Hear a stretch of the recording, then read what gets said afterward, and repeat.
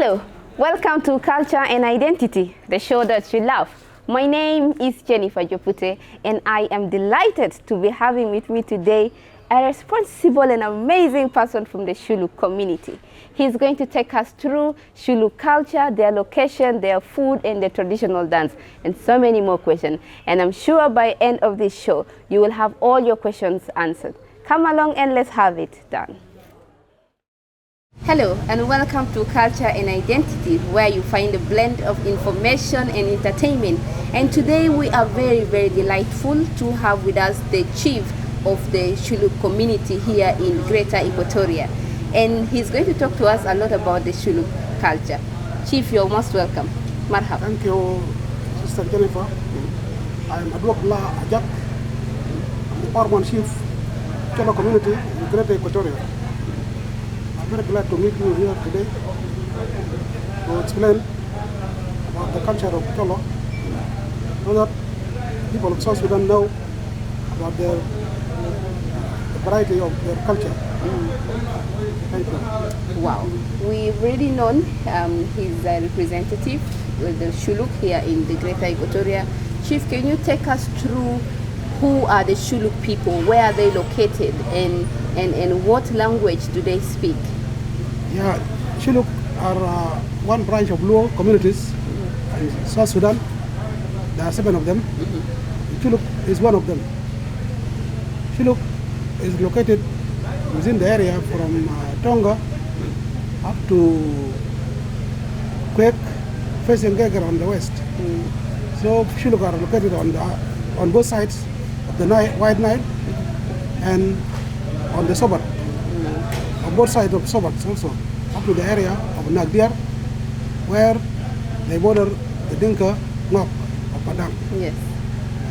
Wow, this is really nice. What language do they speak? They speak Luo as other tribes. Yes. We do understand ourselves with Choli, Lakoro, Kirshol, and Durbel, and other communities in Baragazal and Equatoria here. Yes. So we are one part of Luo. Yes. Wow. Chief, this is really a great information to know about how the Luo can understand different tribes, even including the Greater Equatoria, like the Acholi. What are some of the economical activities? What are some of the activities of the Luo people? Are they cattle keepers or they are farmers?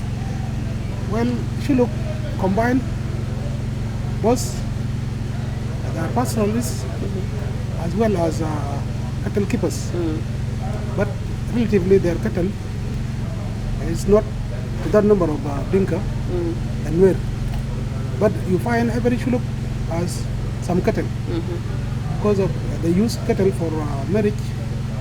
Then every father must reserve some cattle for marriage of his son. Yes. So people keep cattle for marriage purposes. Then they practice fishing. They depend mostly on fishing for their food. Yes. That's why you find every Shilluk man knows how to fish. And fishing takes so many types. There are fishing with nets, with hooks, and with lance, spear. Fishing spear. So there were also some traditional fishing methods that used to be there during our ancestors. Some of them are outdated. Yeah. They are very poor. Men and now we are depending on hooks and nets mostly. Wow, this is really good. What are some of the food that is being cultivated among the Shilluk people? They cultivate millet, that's sorghum, and some maize. That are the main food, and there are millets that they cultivate during the rain season, like this one. And then there is another type of dura which comes ready in December called agona. Dabar in Arabic. So that type of dura is cultivated in the forest.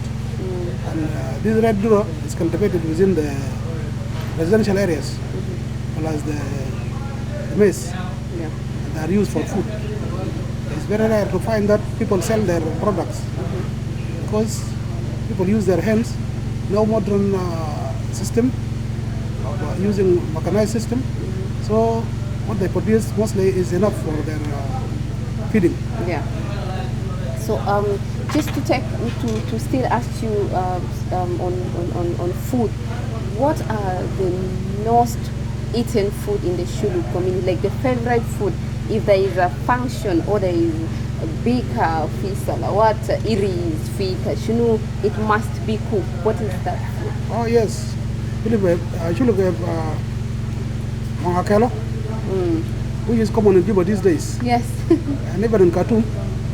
And wherever you find a Shilluk, you'll find mangakelo is there. Even I learned that there are restaurants in USA. Yes. Some of them are there in Australia. Yeah. Mangakelo is the main food. If you go to any Shilluk occasion, you will find that there are kisra, asida, and other types, but mangakelo takes the lead. And elders like myself, we mostly eat mangakelo. Not the kisra. What is it eaten with? It can be eaten They are with. eaten with fish, it's meat, fresh meat or dry meat, fresh fish or dry fish, with milk, with what we call vegetables like tigiri and equatoria. So they are also eatable with mangakelo. Wow. So and you can eat it with anything. For this one who has not yet tried, you can go to any restaurant, most of the local restaurant in Juba, and you will find it. That is really an amazing food. Like it takes a process to be made. It takes patience also. So Oh yes, but for those who became used to it, even my brother married a Shilluk girl in 2009, yeah, and we were in the house there, and she learned how to make mangakelo, and she makes it better than some Shilluk girls even. yeah. So it is not that difficult, and when you become used to it, it is just very simple. And mind you, there are Equatorians, especially those who have been in Malakal, Equatorian women, they cook in their houses. I've come across a lady called Keji a long time ago. We ate mangakelo in her house. And there are also some people who were in Malakal, they still cook mangakelo in their houses. Wow, this is really beautiful. So let's move away from food and we go to child naming. What are some of the ways of which Shilluk people welcome a newborn baby in the community? Because in different cultures there are different ways of having the naming ceremony. What are that Shilluk special way of welcoming a newborn baby in the family? Yeah, when a baby is born, of course people become happy, Yes. and the day of birth, nothing is done. But after 9 days, the child is brought out. They bring out the child, and some kind like an imitatin is beaten, and people say, awake, please, Arab have come. And they say, in my dialect, they say, to bunyabi, Arab have come. That is dating back to our long fight between Shilluk and the Mahdiya. So they say, if he's a child, let him come ready, so as to go to fight. So to bunyabi means Arab have come, so you prepare yourself. So please, you child, awake. In a way, it's showing him that when he comes to this world, Yeah. he has a mission of fighting to defend the land, not to give it to the supposed enemies of South Sudanese. Yeah. Wow. So on the ninth day, and that day, we don't slaughter rams. We bring big fish, and that fish is cooked and eaten by all traditional midwives who took care of the child when he was born. Yeah. Yeah, so that is it. And the head of the fish and some little part with mangakelo is given to the elders. Okay. Men, They're the one to men, eat the head. the Yes. men, So There is no occasion. But in case of prince, son of a king, when he is born, a bull is slaughtered to welcome him. Son of a king only. But the rest, there is no slaughtering. This is after the 9th day. 9th day, mother will stay inside. She will not come out. She will not work. She will be safe for 1 month. 1 month. So after 1 month, people assume that she wash herself and she can cook. Before 1 month, she is not allowed to cook. To cook. Okay. Wow, that's really good. You just. So occasion of naming, naming is given by elders. Can be given by father of the grandfather or the grandmother, and can be given. And the boy can take the name, or a girl can take the name of a grandmother or a grandfather, or name of one of the kings. Our kings, of course, we have like today up to 33. 33rd king is the one now in Peshawar, Kuanga Dak Padiat. So, the name of Dak is very common. And when we hear somebody called Dak, means his name after King Dak. When you hear somebody called Nikang, his name after Nikang. And if you get somebody called Gwang, it's Fafiti Gwang, and so on. That's really good. So we don't have a specific name for, let us say, for firstborn. We don't give a specific name for firstborn or secondborn or thirdborn. We just give occasionally, if we give the name of the king, and we give the name of our grandfather, and so on. Do you guys have special names for twins? Yes, there are special names for twins. One of the twins, the first who came out, is called Ngor. Ngor. And the second is called Shan. Shan. Yes. Wow. He's the son. The second is called Shan. And if they are females, the first is called Angar. And the second is called Ashan. Or Nyashan. Nyashan. I had a lot of that. You remember our famous, singer? Musician. Yes. Musician. Viviana Nyashan. Yes. Yes. Yeah. She has her sister also who's in Juba here now called Angar. Wow. They're This twin. is really nice. So you mentioned something about the kingdom, the Shilluk kingdom. Can you talk to us a little bit about that? Because recently we know of the Azande kingdom being restored back after around 100 years and something, and now it's people actually don't know that in South Sudan we have some tribes that still have their kings. Can you talk to us a little bit about the kingdom? Yeah. In fact, I had the honor of being invited to represent our king during the coronation of the king of Azande. So we were there, and I attended all the processes, and we had time with the king. So he greeted the king, our king, and recently I came back from Peshawar. I explained to our king that the kingdom of Azande was revived, and then I went and represented Shulo there by invitation from the king personally, and then I was representing my king. So the process went peacefully. The king was crowned, and we had time with him like 2 days. So in Yambio. I'm very happy. Yeah. And in fact, the reason why so many people are very, very happy with the kingdom, because it keeps order.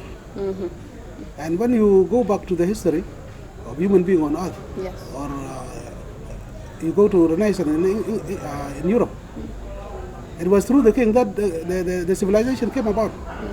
They are the ones who were taking care of the scientists, financing them, providing all the facilities for the scientists to make research. Yes. And then, like Christopher Columbus, he was financed by the Spanish king. To make a fleet of ships. It is not an easy thing. If not the king to put his hand there. So even to prepare men to go and and discover new lands. So kingdom, you go to our land now, it's very, very something nobody can remember issue of castle wrestling. Because king says, don't take anything that doesn't belong to you. So we don't have anything called cattle rustling. We don't go to Dinka land to loot cows. And we don't go to Nuer land to loot cows. Because our kingdom has the norms that if you take anything that belongs to somebody else and you marry, misfortune will follow you. So we even normal theft, you will not find that people, cows roam about. No theft. Nobody steals other person's cows. Wow. And this thing goes like that. Even when you go to communities, you find that Shilluk are very keen not to smear their reputations. That is it. Wow. This is really nice, and this is something that I've been noticing, and with most of my Shilluk friends, the discipline you can see in them, even the ones that grew outside, because they carry the instructions from the king, and which is a good thing. Yes. And I'm really proud that the king is putting that order in place and the people are respecting it. Yeah. This is amazing. Wow. Like like me now, when I'm staying somewhere, I have to respect my neighbors. And if my neighbors are complaining of me that this man has been fighting and this man is insulting people, that's not something that you can be proud of. So people are very careful that you don't appear in front of the neighbors, the colleagues in the offices and whatever with a bad name. Yeah. Yeah. Wow. This is really very, very good thing that the Shilluk people or the Shilluk kingdom has put in place. Let's go for a short break. When we're back from the break, we'll go with some more questions to you. Thank you.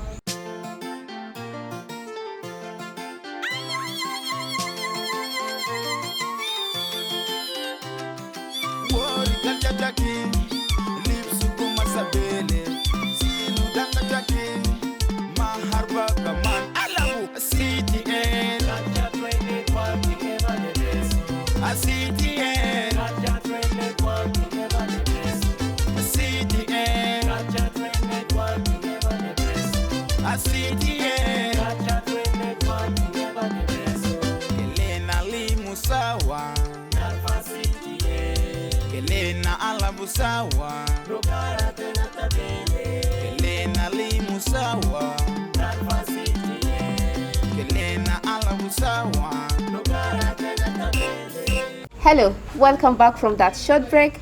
As we all know, we still have our own chief here with us. Chief, welcome back again. Thank you. Now, we spoke about kingdom, the Shilluk kingdom. We spoke about their food and other things. Now let's talk about marriage. Okay. In a way, different cultures, different tribe has different way of doing their marriages. Tell us the Shilluk way. The Shilluk way starts with the girl and the young man. They start as friendship, and then the young man, if he's serious to marry, he will tell the girl to go and inform her parents that he is serious. So the girl always is shy. She will not go directly to her parents. So she will go and talk to the wife of her elder brother, for example, and the wife will go and tell the mother. And the mother, after some days, will inform the father. So they will try to look to the background of the family. If there are in-laws from whom we used to marry, that clan, that marriage will not be accepted. Like, for example, in the boys of Malakan, if they used to marry from Tlabara, boys of Tlabara cannot come and marry from this clan. Yes. So it will not be accepted. So if there are people who used to marry from our family, or they are initiating new marriage in our family, and their background is good, because people, there are things associated with personalities. If there are people who used to some people say if they are families of wizards Yeah. or Yeah. family of they have history of theft Yeah. or history of being rough. So these are things that people fear. So if the family is free of these things, the girl will be told that we have accepted your marriage. So the boy or the family of the groom will come with some money. That money is called money for begging the family of that one, Yes. of the girl. So money will be paid, will be received, and the girl will be told that when your guests come or your family of the groom come, let them go to the house of So and so. X. Yes, that is where they will be always coming there, met there, and served there. So another 3 goats or 3 sheep will be given. It's called opening the mouths of the mother and the father. Yeah. So after that, if the 3 goats have been received, it's an indication that green light has been given Yeah. for the marriage to go ahead. Yeah. Then we will take the process of giving like 14 goats, sometimes 12 goats. They are called blessing goats. Yeah, they are given to sons of the deceased in the name of the deceased members of the family. So they are given to their sons, and the son will have to pray to his father or his grandfather, so that blessing is given to family of the young girl who is being married from our family. Yeah. That is the meaning of giving, distributing the goods. If it is given to you, you will go to the grave of your father, take some mud, rub it on the goat, and you talk like a form of prayer. That now this goat is given to you by the daughter of Fulan. So please, you go and sweep before God, so that the blessing will come to her and her family, of the future family. So that is the issue of 14 goats. Then the family of the bride will go and make some kind of liquor, local kwete. So those people will come and dance. They dance, and then they sit. The people responsible for the marriage from both families will sit, and then the dowry will be mentioned. That we need 10 cows, we need like 35 goats, we need such an amount of money, and we need this. So these things are given, cows are brought, and the girl will be taken. It's usually paid at once. Well, you can pay. No, it's not paid at once. Of course, even in Equatorial here, I have observed that it is not paid at once. Yeah. They say if you pay at once, that is enmity. You are paying with like anger.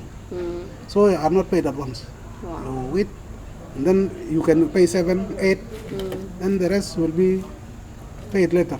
Wow. So the girl, those days, young boys come and kidnap the girl. Unwillingly, she will be taken. Yeah. So now, with this issue of modernization and wedding parties, and then the girl will go peacefully without fighting. Yeah. And when she is taken there, those days, she runs back to her family. Then we have to go again and try our tricks to bring her back. Yeah. But now, there are no such things. People go to party, and then after wedding, she is taken. Wow. That is concerning the marriage. This is actually a beautiful process of the marriage ceremonies. Now let's move to dances. Music and dances are things that we cannot avoid. In the funeral places, in weddings, everywhere there is music. Talk to us about the Shilluk culture and the way they do their dance and their music. Well, Shilluk culture, there are a lot of dances, type of dances. But you find now in Juba here, there are dances that we do during marriage. It's called kep. Yeah. And then there is initiation dance, where young boys are initiated.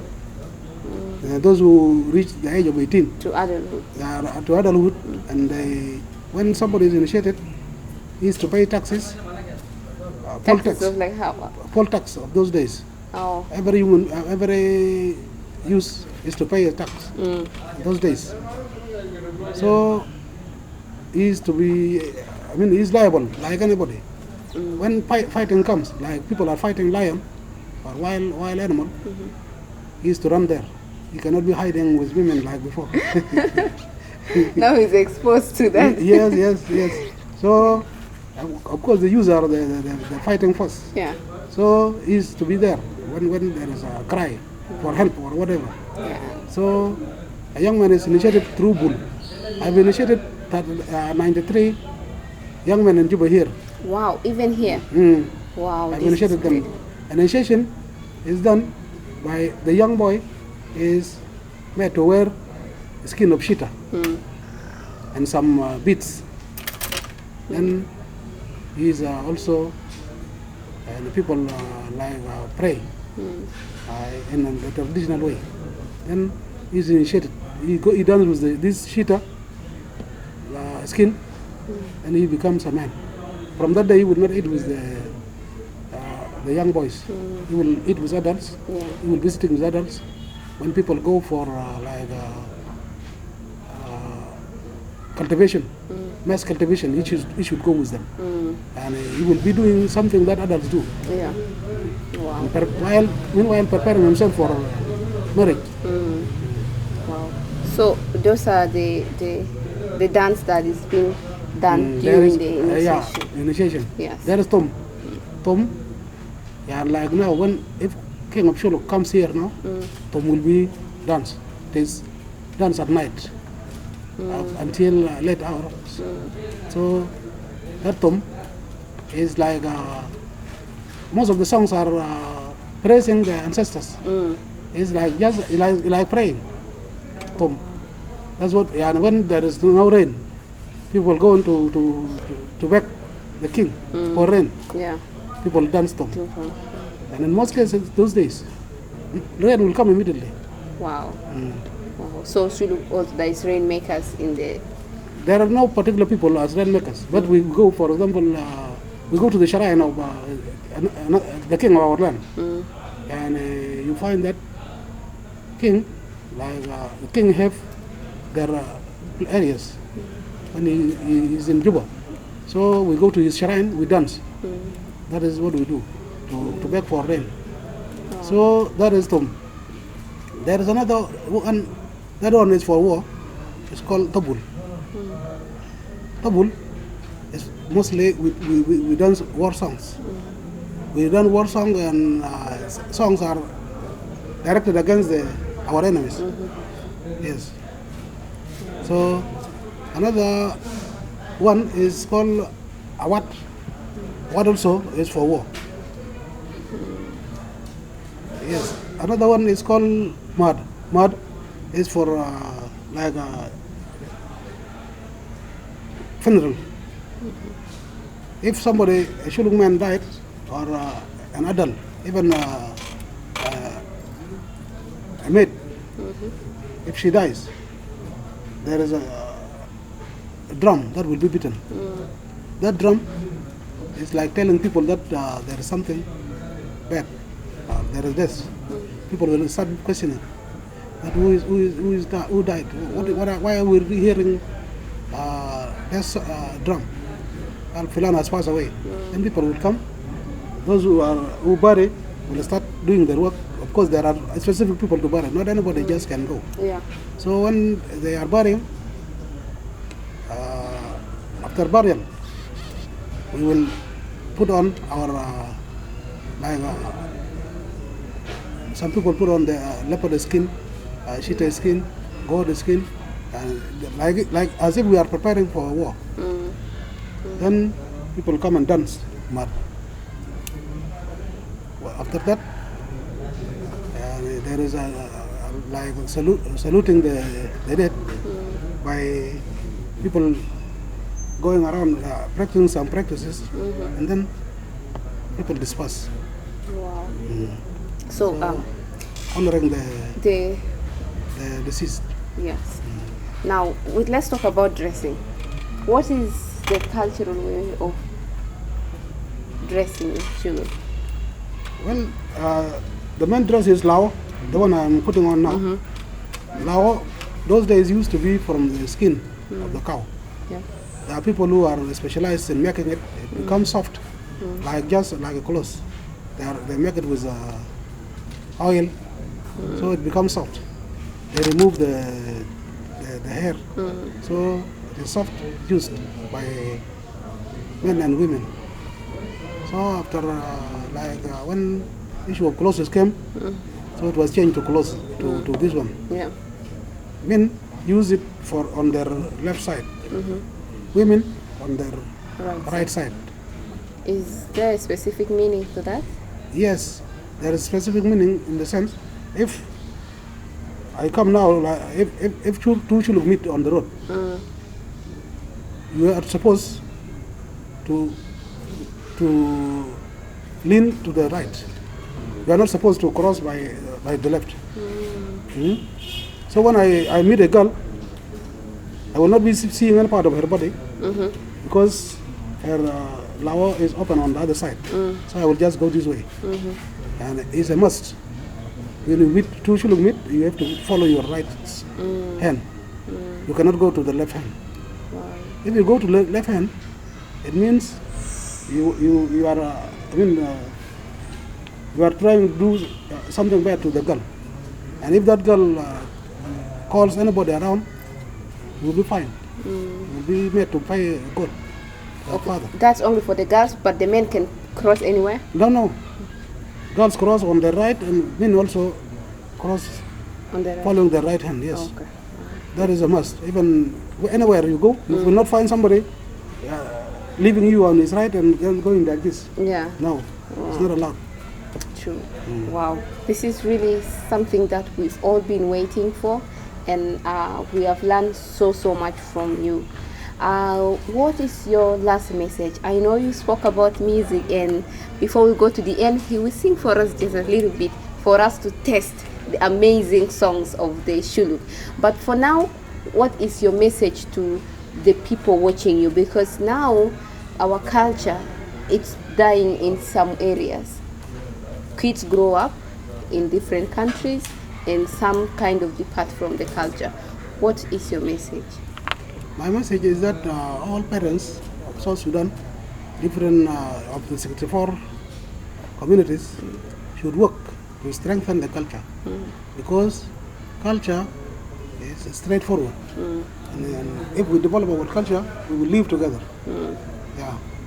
So every child, like even Shilluk who are living currently in Urumis and Malakal, most of them, when they saw me with this attire, they were watching me as if they did not see it one day, because they are not used in that places. Yeah. So I encourage our communities to stick to the culture, because it is your roots.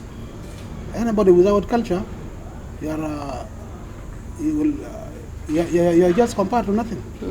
So we have to stick to our cultures, and cultures are good. Like I told you before, in Shilluk culture, issue of public property. People fear public property. If there is a bull that is given to the use of Nyakoran here, and they brought it to my place to keep it. If that bull became very huge, somebody will come and say, I want to change it with a calf. Then I consult the boys, they accept. This one will be exchanged with calf, and then that calf will grow into many cows. So I have to be very careful not to touch, even if I am dying of hunger. Public property is to be honored. Even I urge our men also to do the same in public offices.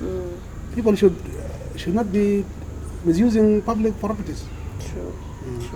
Wow. This is really a very powerful message to everybody that is watching us. And I'm sure this culture, it should be promoted. It should go ahead, because all of us, not only the Shilluk people, but honor and be honest with things that are yours and not yours is very, very important. We have come to the end of our program for today. I am so honored and delighted to speak to Chief today. And before we go, remember your culture is your identity. And for this one, I will give it to Chief to give us a small song as we dance our way out. Thank you, Chief. Well, the song I will give is a song of war that we Shilluk have been fighting with Mahdia for years and years, and they say Shilluk were 2 million in 18 something. They were reduced to very small number due to consecutive fighting with Mahdia. Yeah. So I will give the song, and the song means that Buny, that is the Northerners. The Northerners, they came to our land, we fought them. So please, Shaigia, who are the leaders of Mahdia by then, go back to your land. You will find another enemy to fight you. And indeed, Shaigia were fought by the forces of Kitchener, and they were defeated terribly. So I will sing. The song goes like this. Roy roy ya ginango bonya. Moy moy ya ginango bonya. Wija will get ya bonya. Why ba wo nya daga kaljo. Ya kol ko nya ko che linda witunga. Win jam ya bayan la ben nu ya gana. Komito yan yana ga la wo. Ke gi dog lo gi tu mu jurmat. Bonya moy moy ya ginango bonya. Bonya ba wi yan ya go bonya. Why ba wo wa nya daga kaljo. Ya kol ko nya ko che linda witunga. Win jam ya bayan ya ben nu ya gana. Komito yan yana ga la wo. Ke gi dog lo gi tu mu jurmat. Oh, thank you so much, Chief. Yes. Shukran, Shadid. Shukran, sister Jennifer. Shukran.